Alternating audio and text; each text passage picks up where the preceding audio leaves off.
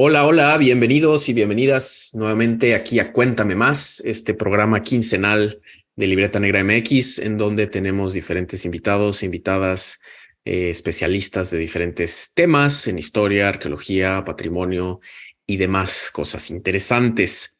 Les habla aquí su anfitrión, Daniel Salinas Córdoba. Es un gusto que estén con nosotros el día de hoy escuchándonos. Si aún no lo hacen, los invitamos a que nos sigan en nuestras redes sociales, ¿no? Estamos en todos lados, que le den like a nuestros contenidos y también nos pueden apoyar a través de donaciones en Ko-fi, en PayPal. Tenemos un Patreon relativamente nuevo y estos pues es lo que nos ayuda a seguir produciendo nuestros programas para ustedes. Entonces se los agradecemos de corazón. Hoy, en el episodio de hoy, nos acompaña la historiadora Paulina Beltrán Alessio Robles, que yo a ella la conocí, de hecho, en la carrera, en historia, en filosofía y letras de la UNAM, y vamos a estar platicando sobre su investigación que realizó para su tesis de licenciatura justo, que es en torno a un tema que a mí personalmente me fascina porque es en torno a las representaciones de México, cómo México es representado por otros o se autorrepresenta. En este caso es cómo es representado por otros porque Paulina estudió cómo en la revista National Geographic, esta famosa revista que es una institución en las revistas de viajes y de aventuras y de cultura, etcétera, cómo México fue representado en National Geographic durante la segunda mitad del siglo XX. Entonces, es un gran tema, espero les guste. Y pues, Paulina, bienvenida, un gusto que estés aquí con nosotros en Cuéntame Más. Muchísimas gracias, Daniel, y muchas gracias por la invitación y por la No, pues platiquita. sí, no, pues gracias a ti por justo por acompañarnos, por compartirnos un poco de esta investigación que, pues sí comentábamos antes de empezar, ahora ya tiene un par de añitos, pero creo que vale la pena pues darle un poco de luz, ¿no? De porque es algo muy, muy interesante lo que hiciste.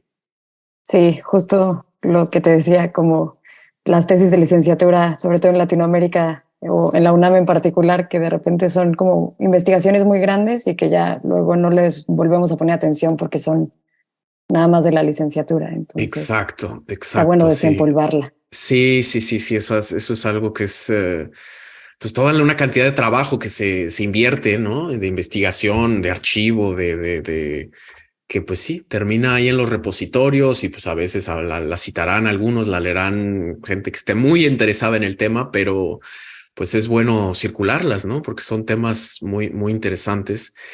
Y entonces, bueno, en este caso, justo en esta tesis de licenciatura, analizaste 122 artículos o notas que tratan sobre México y su gente, ¿no? Que se publicaron en National Geographic entre 1961 y 1996. O sea, un montón de cosas. ¿Cómo es que, no sé si puedas contarnos un poquito de cómo es que llegaste a este tema, ¿no? ¿Cómo fue que te interesaste por ponerte a leer 122 artículos de National Geographic sobre México eh, para tu tesis de licenciatura? Pues en realidad fue un poco como fortuito, o sea, como que no nació de un interés académico al principio. Em, Quería y había estado en un seminario y estudiar como los estereotipos de México en Estados Unidos y era como todo muy ambiguo y en este primer seminario nunca cuajó nada y después tuve la oportunidad de irme de intercambio con la UNAM y me fui a París y dije que iba a hacer algo allá y tampoco hice absolutamente nada. Y justo venía en el avión de regreso y vi una película que no tiene nada que ver con México, es de una australiana cruzando el desierto en sus camellos y después hasta el final de la película decía, basada en un artículo de National Geographic. Y ya regresando a mi casa busqué esta revista porque mi abuelo había sido coleccionista de esa revista, entonces eran los típicos que tenían ahí todo el librero amarillo y acabaron en mi casa después. Y busqué esta revista y leí el artículo y en eso, el siguiente artículo, después del de esta chava cruzando el desierto con sus camellos, eh, era uno en el que así lo primero que vi fue a López Portillo sin playera lanzando una jabalina Ok. y dije, ok, eso está interesante y me puse a leer el artículo de México y dije, ah, aquí puedo encontrar como una buena representación de México y es un poco algo más concreto. Y pues al principio me puse a examinar las que había ahí, que sobre todo eran de los 50, 60, 70. Pero ya después encontré el archivo en línea de National Geographic, que no funciona increíble, pero tiene al final ahí todas las revistas. Y me empecé a fijar más o menos cuándo había más y menos, y siempre me había interesado más como la parte más contemporánea, casi inmediata, si lo quieres ver así, pero la historia más contemporánea. Y pues de ahí me puse, vi un artículo como muy, muy grande en 1961, que es un artículo de fondo, y después hay un número completamente dedicado a México en 1996. Entonces los delimité por ahí y ya estudiando más, como también tenía sentido por como los cambios de editores que había en la revista y los cambios como en la relación México-Estados Unidos que estaban interesantes en ese periodo. Sí, sí, sí, sí. Sí, definitivamente, pues es prácticamente toda la Guerra Fría, ¿no? Y ya teniendo un poco esta introducción de cómo tú llegaste al tema, algo que, pues justo cuando hablamos de representaciones en este tipo de estudios de las representaciones, algo que ya queda claro, pero puede que si uno no lo piensa realmente pasa desapercibido, es que cuando estamos estudiando representaciones sobre algo, esas representaciones no nos dicen solo cosas sobre ese algo, sino sobre quién está haciendo esas representaciones, ¿no? O sea, Edward Said y el orientalismo, todo esto, ¿no? Entonces, en este sentido, tu estudio sí nos dice sobre México, pero realmente nos dice más sobre Estados Unidos, sobre National Geographic, ¿no? Y sus editores, sus fotógrafos, sus autores y sus lectores, ¿no? A quién le están escribiendo, para quién están publicando. Entonces, como para sentar también esta base, no sé si nos puedes contar brevemente pues, ¿cuál es la historia de National Geographic? ¿No? ¿En qué radica la importancia de National Geographic a lo largo de su historia, que ya tienen más de un siglo, y en este periodo en el que estás tú haciendo tu estudio? Sí, pues National Geographic surge a finales del siglo XIX en Estados Unidos y empieza como una revista académica, como fundan tal cual la Sociedad Geográfica Americana, un poco modelando la de la Sociedad Geográfica Británica, e inmediatamente dicen, bueno, vamos a hacer una revista para como publicar esto. Y sí, desde el principio dicen, bueno, queremos que la revista la puedan leer no solo geógrafos, sino como gente del ejército y gente políticos y gente de museos, pero como que sí era como específicamente de geografía. Y el yerno de este fundador es Alexander Graham Bell, el del teléfono. Y él se queda a cargo de la revista y él dice, bueno, no, hay que hacer algo un poco más como amplio y de mayor difusión.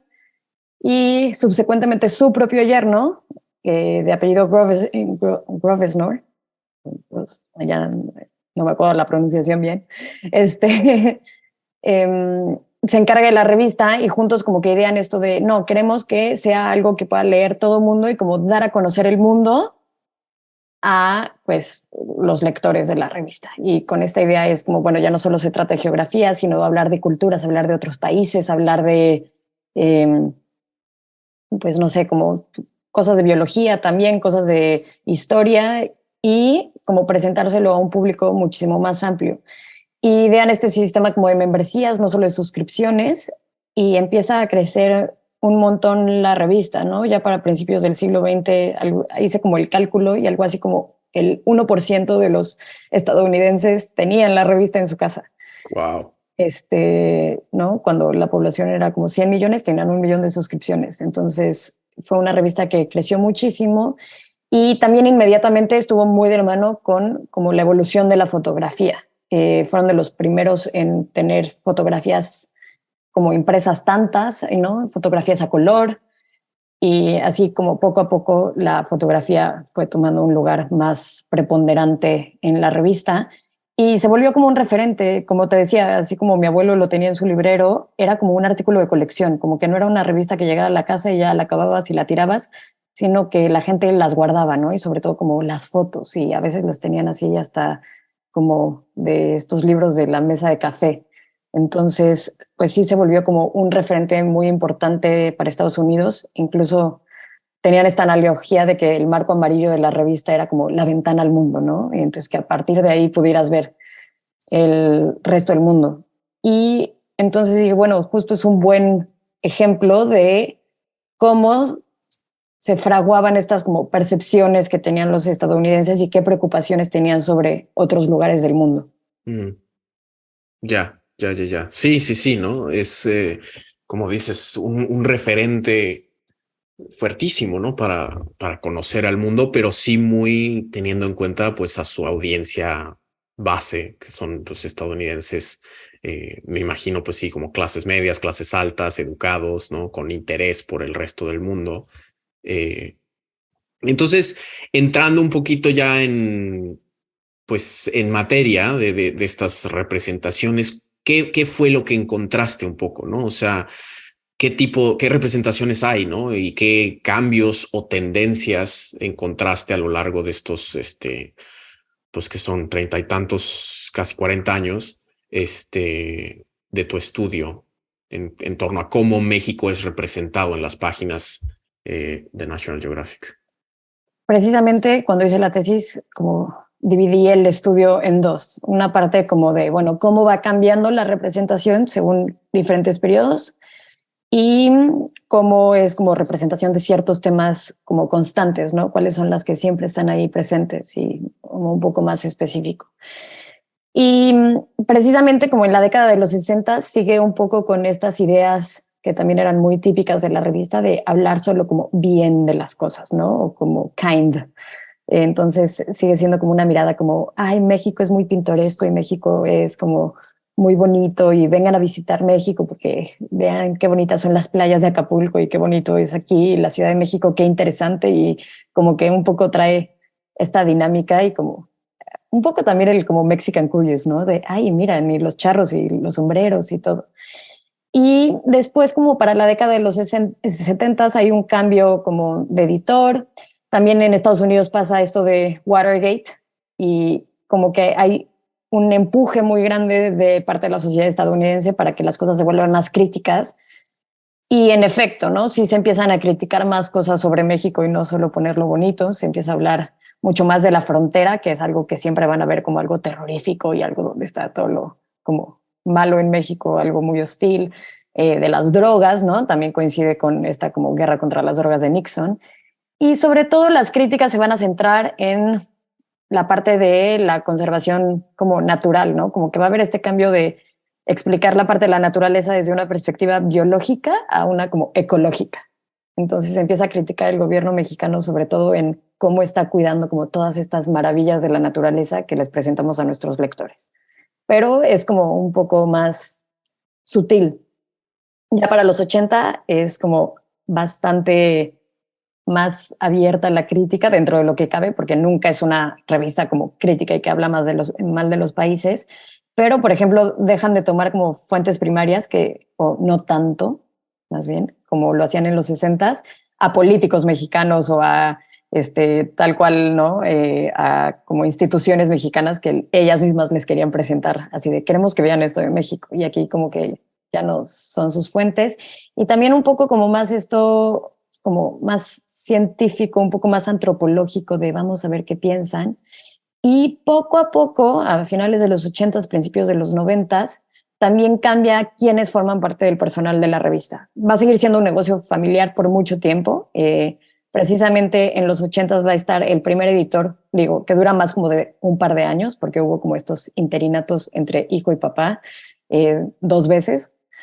Y va a llegar un editor que es como bastante más crítico, también equipos que empiezan a ver pues, más mujeres en el equipo o más afroamericanos o más gente de otras regiones, porque al principio sí era como muy WASP, ¿no? Muy de Nueva Inglaterra, de el Midwest estadounidense. Entonces empiezan a llegar como de otras regiones y con otras perspectivas.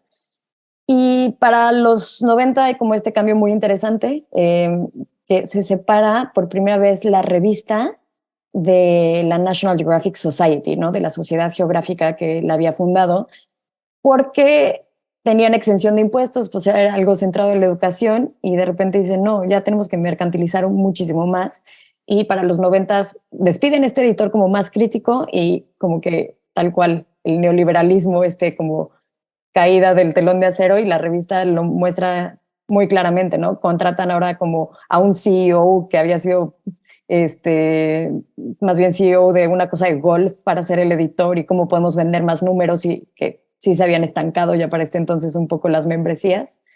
Y entonces también la manera en la que representan a México es un poco más fragmentada, ¿no? Tiene más visiones de distintos ángulos, pero por la misma edición de la revista empieza a ser menos profunda, ¿no? Este artículo de fondo de 1961, yo creo que eso no lo experimenté ni nada, pero yo creo que tiene la misma cantidad de palabras que tiene todo el número de 1996.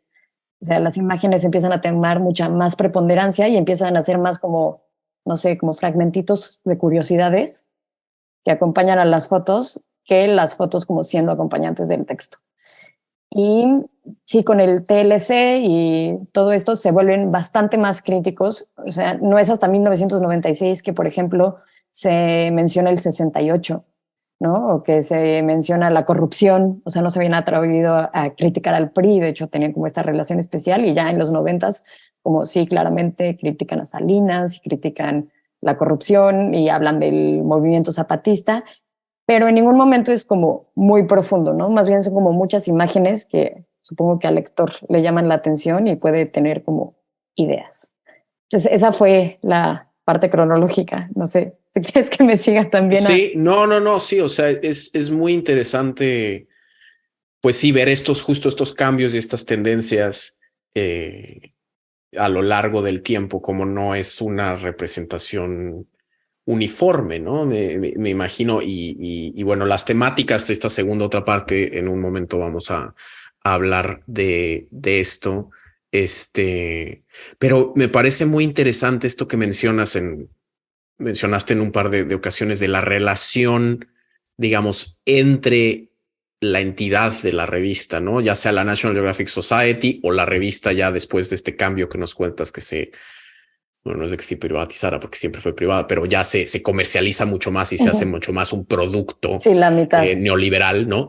Sí, la revista se queda como la parte, en realidad, o sea, como que sigue siendo como de educación, pero se vuelve toda esta parte de que ahora venden playeras y venden los pósters de Ajá. las fotos y venden las tazas y venden todo esto que incluso ahorita creo que es lo que la gente, los jóvenes se asocian más con la revista, ¿no? Las imágenes y puedes comprar pósters y las postales Sí, y... sí, sí, sí. Sí, sí, no, y me imagino, bueno, eso es otro tema, pero me imagino también, yo me acuerdo de niño, pues, y en los noventas y principios de los 2000 también National Geographic era, sí, la revista, pero era mucho más el programa de televisión, ¿no? El canal de televisión, todos los documentales, los fotógrafos, etcétera, etcétera, como que eso, me imagino también sucedió, ¿sabes cuándo se pasó a la televisión? O sea, ¿cuándo empezó el National Geographic Channel? Empiezan a hacer documentales, no me acuerdo perfecto de las fechas, pero sí creo que desde los 60 empiezan los primeros documentales, pero sin tener el canal. Ya, Y sí. creo que el canal justo surge ya en los 90, si no me equivoco.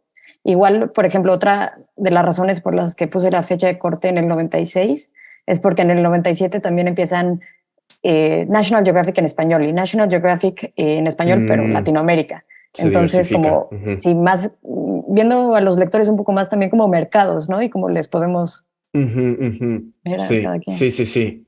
Pero a lo que iba con todo esto es, mencionaste de esta relación entre como la revista y las autoridades mexicanas, o sea, y qué imagen querían proyectar pues los gobernantes, las instituciones y demás. O sea, eso me parece muy interesante también qué tanta injerencia o no podían tener los gobiernos en cómo era que se representaba su país, porque mucho de esto siempre se ve como pues publicidad que a final de cuentas va de la mano con el turismo, ¿no? Al final siento que y justo corresponde mucho, pues sí, México a partir después de la Segunda Guerra Mundial fue cuando se lanzó como este destino turístico tan fuerte y fue creciendo, creciendo, creciendo y no ha dejado de crecer, ¿no? O sea, Sí. después en los 70, finales de los 70s, 80s, Cancún, etcétera, ¿no? Acapulco primero, luego Cancún.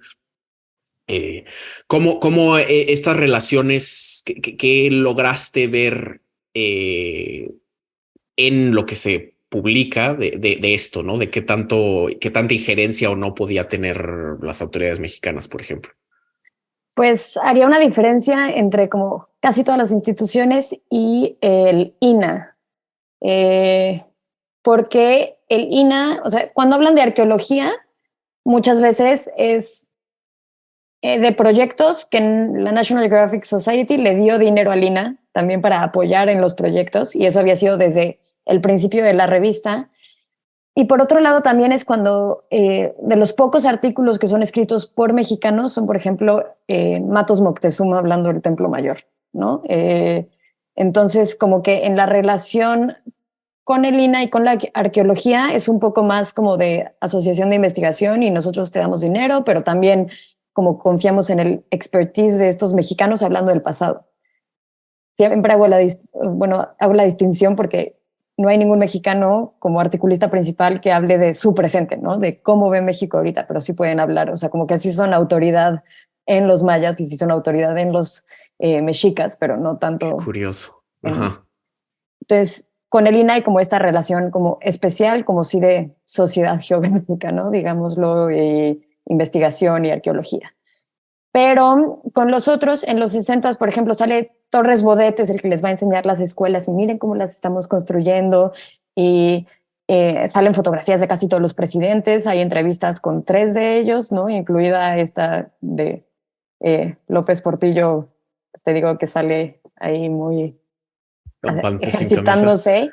Y digo, sale López Portillo justo cuando va a ser el boom petrolero y cuando como que parece que su presidencia va a ser increíble, pero eso es lo que dice National Geographic, o sea, no hay como esta mirada crítica de, oye, pero va a tener que tener cuidado con esto. Es como, es académico y se ejercita y va a desarrollar muchísimo a México. Entonces, como que esas narrativas que quería dar el gobierno mexicano, sí, como que son palpables. Sí permean. Sí permean. Y justo en la tercera parte que hablo de los otros, cómo ven a los otros, es como si hay una distinción enorme en cómo ven a las élites, sí, sobre todo las élites políticas con los demás, ¿no? Justo sí se dan entrevistas, sí tienen nombre, ¿no? Se cuela lo que ellos quieren decir. Y muchas veces, pues es como esta coincidencia entre élites, ¿no? De que, sí, pues México tiene mucho atraso, pero se va a poder desarrollar. Y si invertimos correctamente y no, yo creo que estamos promoviendo todo esto para que la gente pueda salir adelante. Entonces, como muy este discurso de élite que en realidad pues era parecido entre las dos élites. No es solo que esté presente el de México, sino que muchas veces coinciden en lo que ven sobre como los otros más pobres, ¿no? Sí.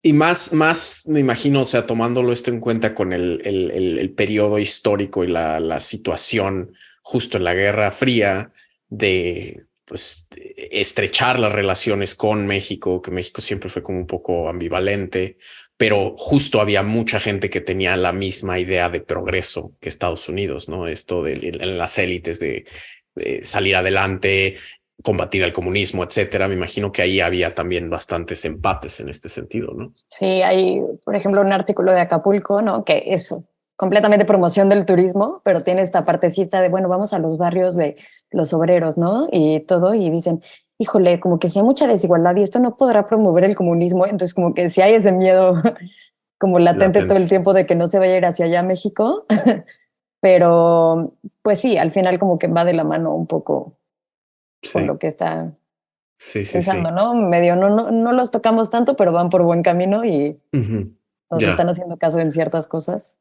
Ya. No, pues bien, muy bien. Entonces esto es de los cambios, las tendencias a lo largo del tiempo de estas representaciones.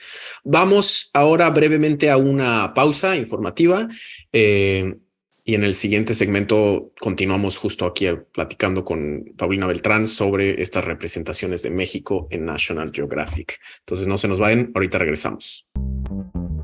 Cultura, historia, arqueología y un poco más. Todo en un solo lugar. Libreta Negra MX. Un proyecto de difusión y divulgación donde todos somos cultura. Visítanos en YouTube, Spotify, iVoox, Apple Podcast y Amazon Music. Cultivando Memorias en Twitter, Instagram y Facebook. Hola, ya estamos aquí de vuelta en este episodio de Cuéntame Más, en el que nos acompaña Paulina Beltrán y nos está contando justo sobre esta investigación que realizó sobre las formas en que México fue representado en las páginas de la revista National Geographic durante la segunda mitad del siglo XX. Entonces, en el segmento anterior mencionabas que justo tu investigación tenía como dos partes. Una era esto, como los cambios y las permanencias en estas representaciones, que cambiaba, que no cambiaba, cómo se insertaba en la historia misma de la revista y la historia global, digamos. Pero mencionabas también que hiciste un análisis de ciertos tópicos, ¿no? De ciertas temáticas que identificaste que siempre están como presentes en la cobertura de México dentro de National Geographic, ¿no? Entonces, ¿qué nos puedes contar un poco de esto? ¿Qué tipo de textos, de imágenes representan estas temáticas particulares? Sí, primero, bueno, hice un ejercicio de ver como distintas áreas, pero primero dije, a ver, si esto se trata de ver cómo se representa a México, entonces, pues, ¿cuáles serían como los adjetivos, tanto que se pueden poner por las fotos como tal cual dicen, ¿no? Y lo primero es justo esto pintoresco, ¿no? Así como, obviamente estas imágenes como de el mariachi, la danza mexicana y el sombrero, ¿no? La guitarra, mira las calles qué alegres son, qué coloridas, un poco como esa parte de, pues, que también es un poco lo que ha vendido México, pero también es lo que siempre le ha gustado como al estadounidense ver México y como con lo que piensan. Otra es, México sí lo pinta como un país muchísimo más religioso y muchísimo más supersticioso que Estados Unidos.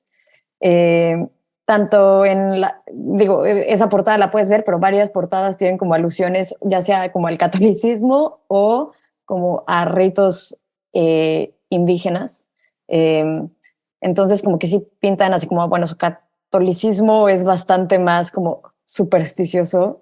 Piensa que la mayoría, además de los que están escribiendo, son protestantes, ¿no? Digo, va a haber católicos también en la revista, pero sí viene como de esta parte, digo, como muy WASP.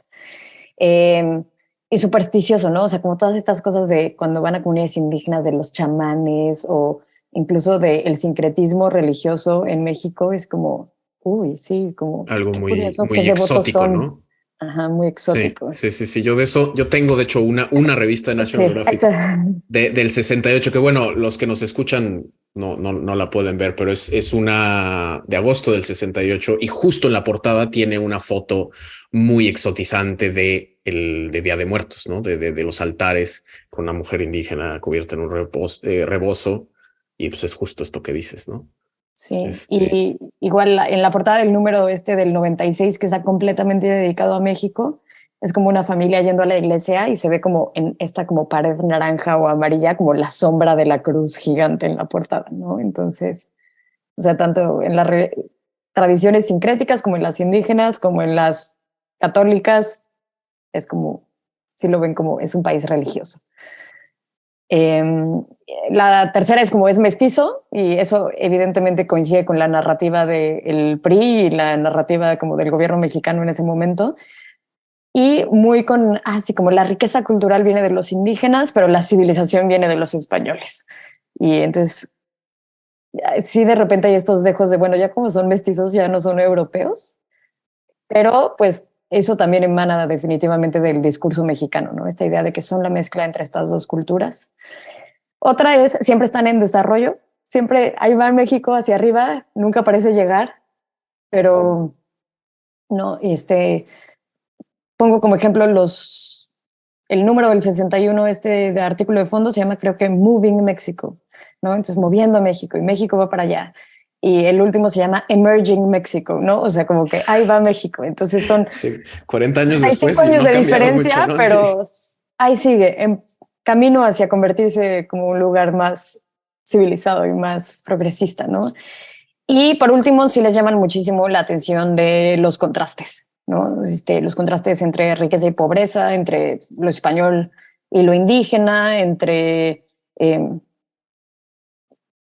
pues no sé, o sea, como los contrastes de colores, de culturas, como que sí lo ven como un lugar donde hay mucho que ver y todo es como binario en ciertos aspectos.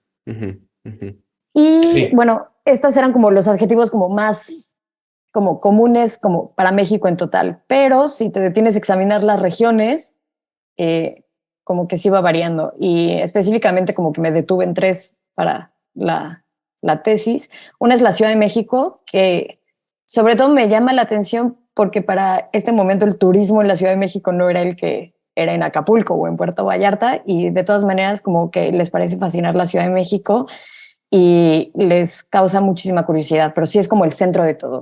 La Ciudad de México es la que centraliza todas las cosas que hay en el resto de México, donde puedes encontrar un poco todo, donde está como, hay arqueología, pero hay naturaleza, pero hay todos estos contrastes, pero hay religiosidad, pero todo. Y las otras 2 ciudades que se tienen a hablar mucho de ellas son Guadalajara y Monterrey, y son como contrastes entre ellas 2 también. Monterrey es como la ciudad que es casi estadounidense, ¿no? Y donde están los Garza promoviendo el empleo y son emprendedores y trabajan mucho y tienen esta universidad, hablan del TEC ya en el tardío, ¿no? Como estas cosas de sí, están educando ingenieros nuevos y súper el progreso. Y en cambio Guadalajara es como lo auténticamente mexicano, que claro, ¿no? Pues ahí está los charros y el mariachi y todo esto. Entonces Guadalajara también les llama la atención como la ciudad más mexicana de todas. Y las otras 2 regiones que para mí son muy claras como las presentan son como las playas, las costas y la frontera. Todo lo positivo está en las playas, vengan a conocer México, compren su terrenito en la playa, visiten, miren, aquí se quedaron Elizabeth Taylor y aquí vino Tito y aquí vinieron todos estos políticos y fue la luna de miel de los Kennedy, ¿no? Y hablan así como de las playas como los lugares más espectaculares. En un primer momento de Acapulco y Puerto Vallarta y ya en los últimos números Cancún. Y en cambio la frontera es como si hay algún lugar donde sí son críticos, donde hablan mal de México, donde como que les es hostil, es la frontera. Y hasta viendo las fotos me daba risa porque estas cosas que a veces decimos los mexicanos de que en las películas estadounidenses todo se ve como con un filtro sepia cuando es México. La frontera es así definitivamente, o sea, como que todo es como más café y todo es como estas fotos como un poco más oscuras. Y justo es el lugar donde la migración ilegal es un tema todo este tiempo, que pues coincide con que la frontera se fue endureciendo a lo largo de esta segunda mitad del siglo XX y la migración cambiando, ¿no? Porque era menos de ida y de regreso y más como permanente, pero también coincidía con el cierre de la frontera. Y el otro problema es el narcotráfico, que justo como a partir de la guerra de las drogas de Nixon se empieza a ver reflejado como bastante más en la revista. Y sí, es como, se ve como un problema fronterizo más que nada, más que como de problema de todo México. Y la siembra es como, el problema es la frontera y que por aquí pasan las drogas. Están entrando las drogas. Ajá, y como que incluso los problemas así como del río Colorado, ¿no? Y la falta de agua y la contaminación de los ríos. O sea, como que en todos los artículos que mencionan la frontera como que hay algún problema o hay algo oscuro o hay algún conflicto. Entonces como que eso sí había un contraste muy grande entre como, ven y visita las costas y la frontera como este lugar donde sí se tiene que mantener la división. Y eso en este sentido de la frontera y de esta como postura mucho más crítica, aversiva, ¿no? A la migración, a la frontera, a las drogas, a toda esta como, pues sí, imagen más negativa que se pinta. Regresando un poco a esto de los cambios y las tendencias, me pregunto, justo en los 90s con el Tratado de Libre Comercio, ¿notaste algún cambio con eso? O sea, se trata mucho más como si de no, somos socios y Norteamérica juntos y más, o sigue presente todo eso de, bueno, qué bueno el TLC, pero está este problema. ¿Cómo yo veo eso? Que el TLC, como que en la revista se manifiesta como, sí, como una oportunidad de comercio y todo eso, pero también como una preocupación de a quiénes nos amarramos, ¿no? Y cuáles son sus problemas. Y entonces, como ya firmamos esto, ya también tenemos más oportunidad de criticarlos, ¿no? Porque ya no nos son tan ajenos, entonces ya podemos opinar muchísimo más de lo que están haciendo y cómo están llevando su país. Entonces yo más bien sentí esa de, bueno, ahora sí vamos a ver qué están haciendo porque ya pues firmamos. Entonces tenemos como que ver, no hay tanto este discurso como triunfalista, pero sí se habla como de los recursos y el comercio y se habla del petróleo y las oportunidades ahí. Entonces, como en la parte económica, sí es muy feliz, pero las otras partes es más como, bueno, a ver. ¿Qué está pasando, no? ¿Qué está pasando? Ya. Ya. Sí, no. Y en este sentido, o sea, mencionaste también en el segmento anterior de esta otra sección en la que ves más específicamente, pues, la actitud que se tiene hacia el mexicano, ¿no? Hacia los mexicanos, estas idea y representaciones que hay desde los estadounidenses hacia los vecinos del sur, ¿no? Este otro. ¿Qué nos puedes decir un poco además de esto que mencionabas de la diferenciación con las élites y que hay una cierta empatía muy fuerte con las élites mexicanas? ¿Qué más? ¿Cómo se pinta este otro? ¿Hay como fascinación, exotización, hay miedo, racismo? ¿Cómo opera esto en National Geographic? Definitivamente mucha exotización.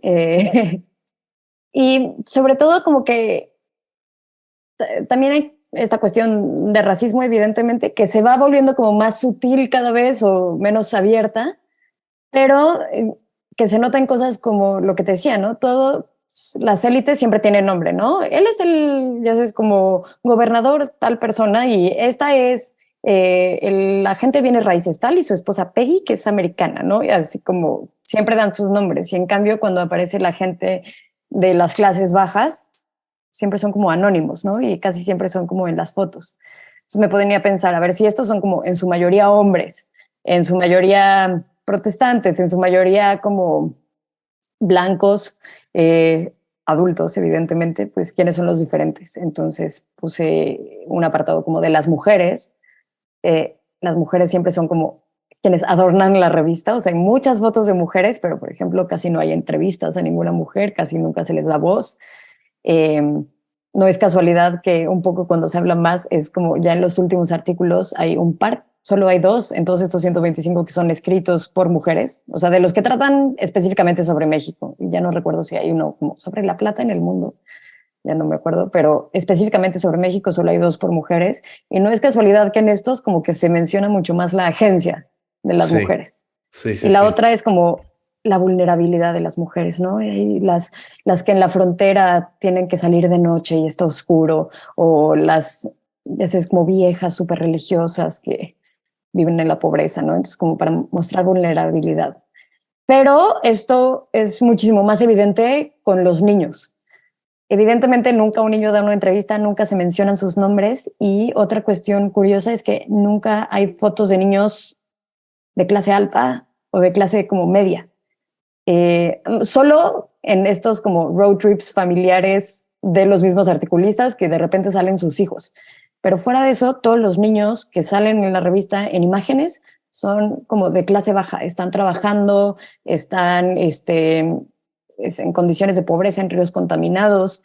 Entonces, estos son como el botón de muestra de la vulnerabilidad, ¿no? Y de qué tenemos que hacer y esta imagen que enternecía, que también es curioso porque eso sí era algo que los lectores pedían. O sea, siempre decían, me encantan las fotos de los niños, ¿no? De todo el mundo, evidentemente. Pero entonces como que estas fotos pues, son así y me pongo a pensar incluso en la fotografía más famosa de National Geographic, yo creo, que es no, la de la niña afgana, que pues, al final es como esta niña refugiada, la vulnerabilidad y pobrecitos de los niños que están sufriendo esto. Y aquí podrían estar sufriendo de la falta de educación o de la contaminación o de las pocas oportunidades o incluso ya hablando de niños indígenas como esta como exotización también. Y cuando se habla de indígenas es cuando sí hay como una exotización clarísima, porque es como justo lo curioso, lo extraño, lo que pues al final yo creo que a los articulistas y a los fotógrafos les era más ajeno, era lo que pues menos conocían, lo que se les hacía más extraño, y en este sentido sí lo ven como lo más diferente y lo más curioso, ¿no? O sea, ahí sí es como, pero ¿qué hacen esto? Pero fíjate en tu ritual, ¿no? Y mira cómo se pintan la cara. Y hay siempre permanente como este nexo de el atraso. O sea, sí son más atrasados los indígenas.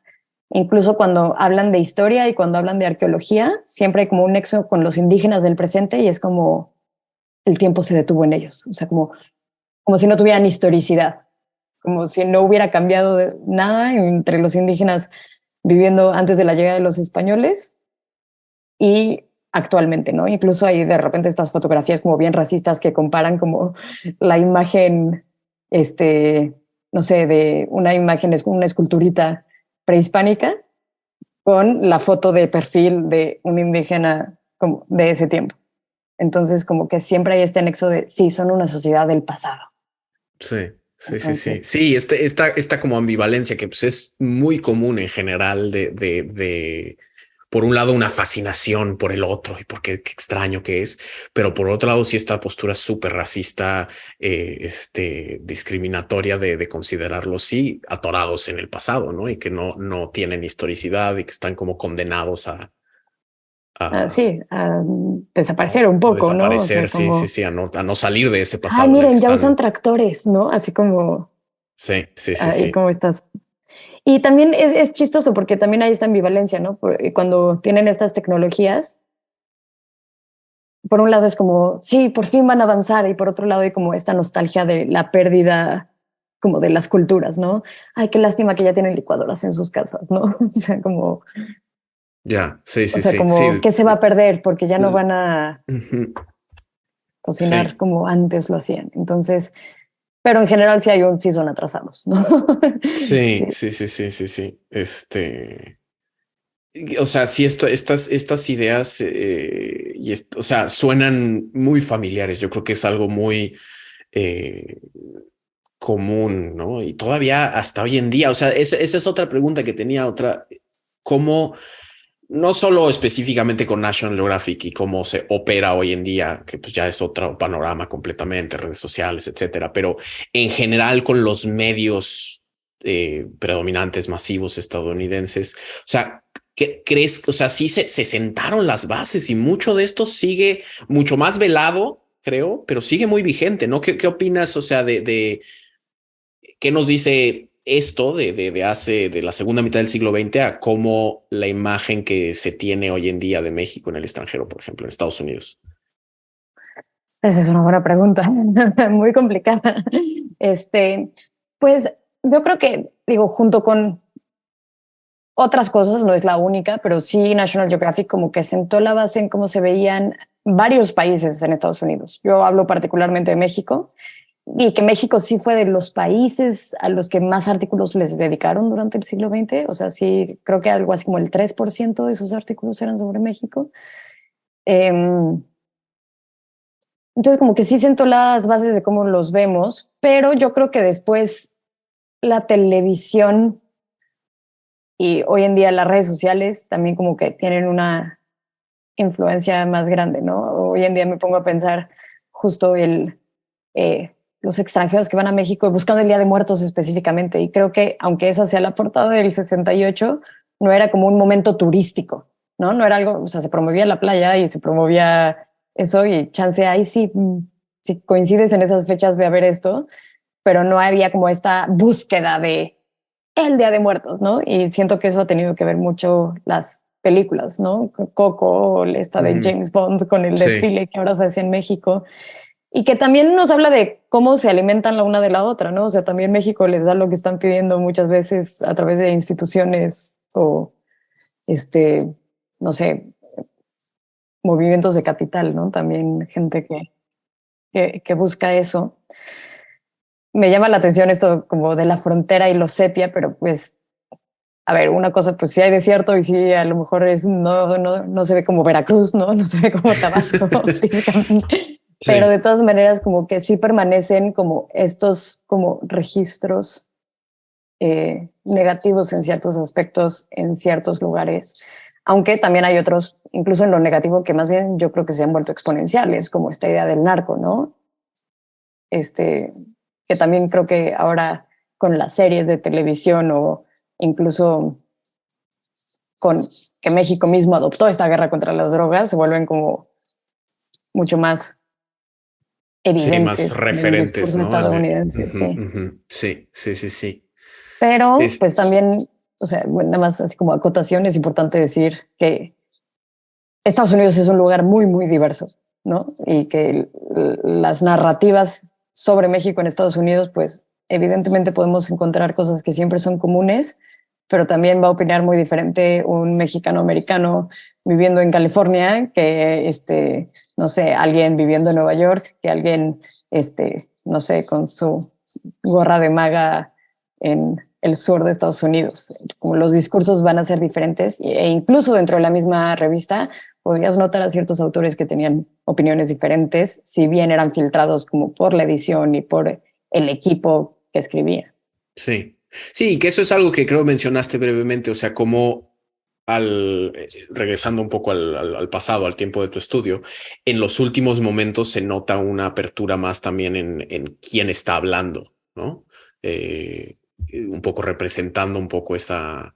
Sí, que representa un poco ahora tenemos freelance en vez de contratar a la gente porque neoliberalismo y porque ya no nos está alcanzando para mantener a la cantidad de fotógrafos que teníamos como en nómina y a la cantidad de articulistas. Entonces, como que por un lado representa esto, así de, bueno, en vez de mandar a alguien a viajar a tal, hay un tipo que vive allá y entonces ya le pagamos por su artículo, ¿no? O el científico que se dedica a esto en vez de alguien que vaya a hablar con el científico. Pero sí, o sea, empieza a haber, como te decía, más mujeres, más afroamericanos, de más regiones de Estados Unidos, más mexicanos, incluso hablando de sus temas. Pero sí hay más apertura y también como más como corrección política, o sea, ya no dicen cosas tan abiertamente, ¿no? Antes sí habían dicho así como, el machismo mexicano, qué curioso, ¿no? Y ya en los 90s no creo que se hubieran atrevido a decirlo tan abiertamente, sí. Y ahorita pues aún menos, ¿no? Sí, la corrección política que justo... Y un poco en estos temas, la última pregunta que tenía preparada y creo que enlaza muy bien con esto es, o sea, regresando a lo que comentábamos al principio, ¿no? De que al estudiar las representaciones podemos averiguar un montón sobre quién es que las está produciendo. ¿Qué es lo que nos dicen estas representaciones sobre México en National Geographic acerca de Estados Unidos, ¿no? Acerca de la sociedad estadounidense en estas épocas. O sea, por ejemplo, mencionaste a los mexicano-estadounidenses, a toda la población chicana, los cambios y la variedad. ¿Qué notaste en ese sentido sobre los estadounidenses opinando o representando a México? Pues no creo haber descubierto el hilo negro en ese aspecto de la tesis, pero sí son un país que se ven como el que va hasta adelante, ¿no? En como esta marcha de las naciones, ¿no? El que deben seguir mi modelo un poco. Se ven también como un poco estos articulistas así como aventureros y exploradores y curiosos, ¿no? Pero también así como que no hay una creencia o no se dan cuenta ellos mismos de que ellos son subjetivos al observar, ¿no? O sea, como si su mirada siguiera siendo imparcial. Y también esto va cambiando, ¿no? A lo largo de las épocas es como son un poco más conscientes de ellos mismos, pero siento que ven su discurso como la realidad hecha, ¿no? Como sin darse cuenta de, bueno, lo estamos viendo desde esta perspectiva y por eso nos impacta a nosotros, sino como si lo que vieran fuera un poco verdad. Y pues nos habla mucho también de los cambios que hay en Estados Unidos. Eso creo que es como lo más evidente y como pues al final la representación depende de lo que está pasando allá.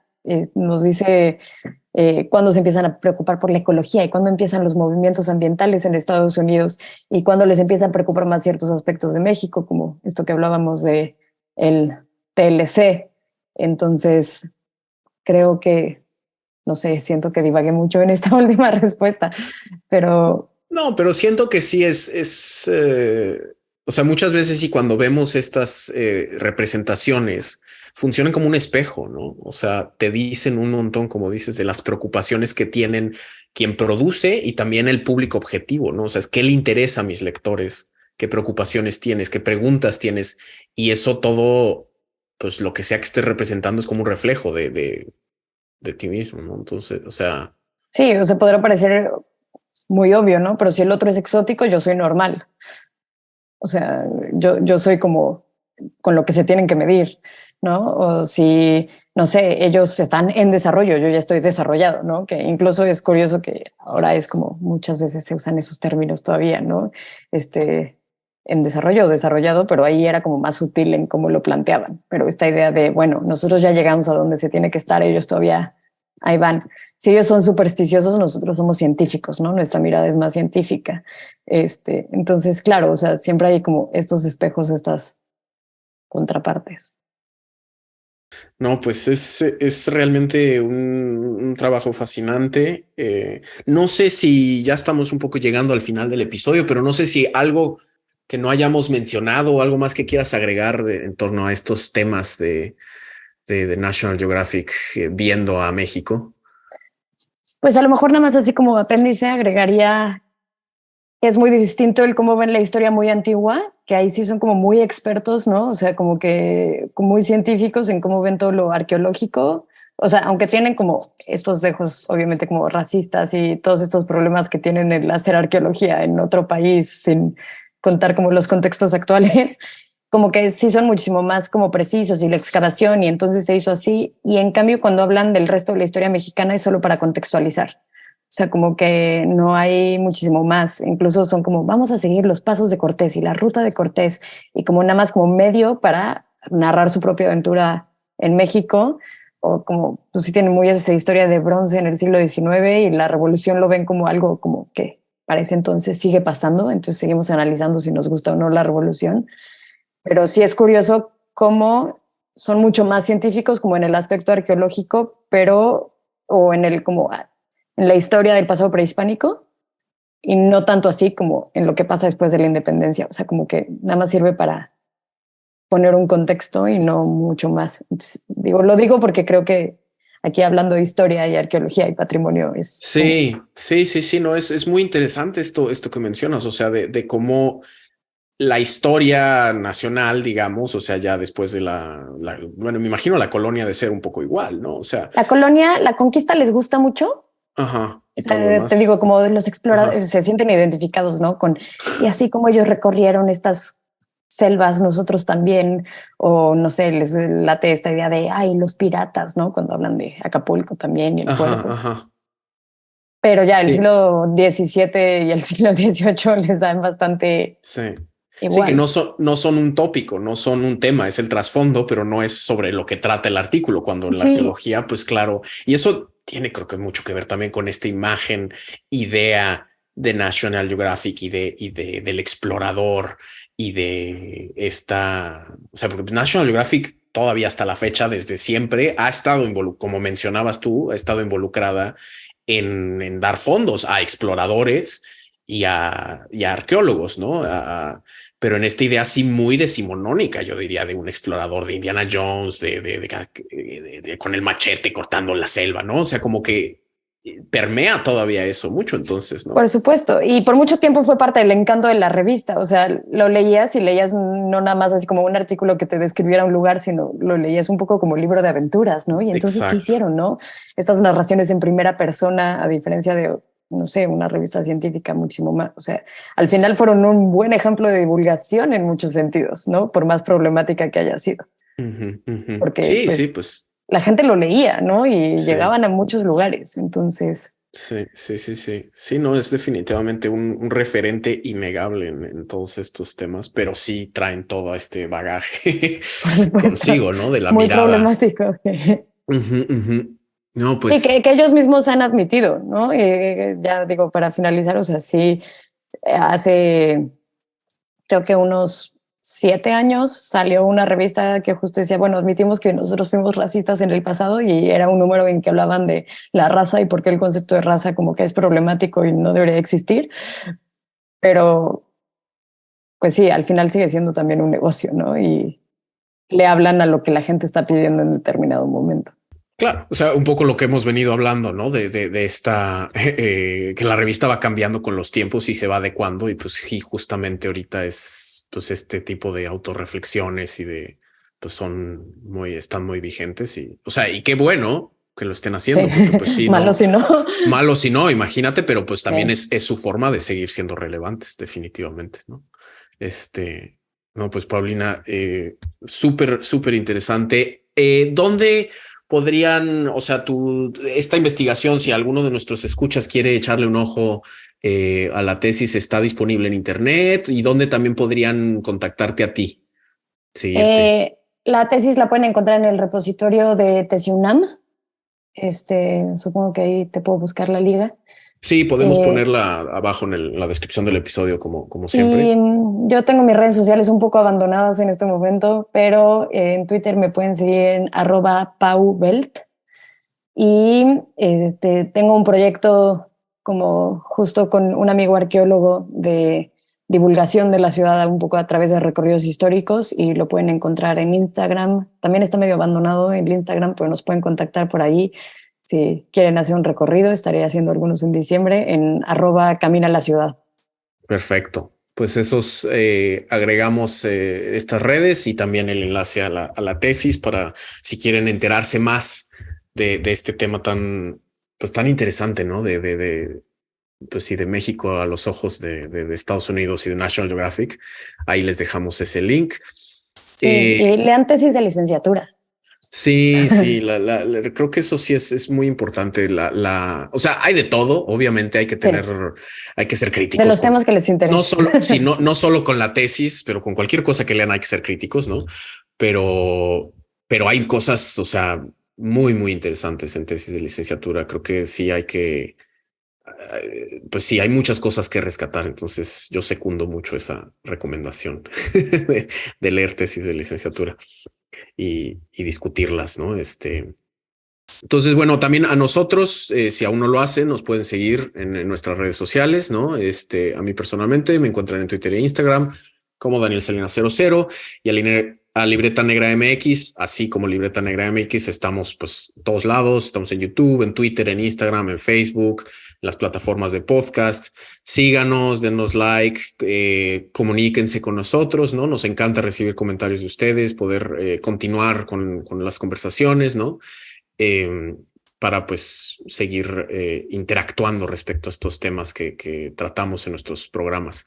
Y en ese sentido también, si nos gustan apoyar, si disfrutan de nuestros podcasts, nuestros videos, etcétera, recomiéndenos, ¿no? Eso es lo que más nos ayuda a crecer, llegar a más gente, quien sea. Si tienen algún familiar que también en algún momento coleccionó National Geographic, igual y este episodio le puede interesar. Entonces, pues sí, compártenos, no les cuesta nada.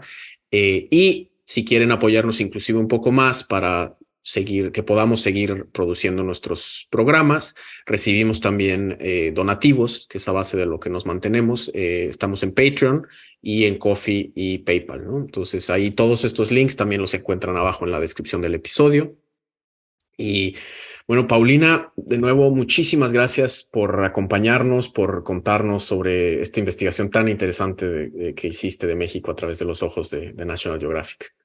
Muchísimas gracias a ti. La verdad es que disfruté mucho volver a hablar de este tema que tenía ahí un poco olvidado.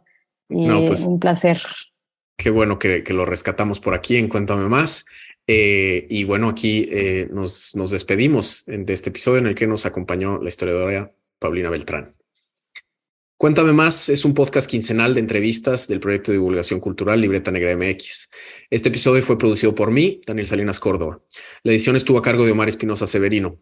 Y el resto del equipo de Libreta Negra MX está compuesto por Wendy Osorio Semé e Ivonne Ruiz Palacios. Muchas gracias por escucharnos y nos vemos pronto con otro episodio de Cuéntame Más. Hasta luego.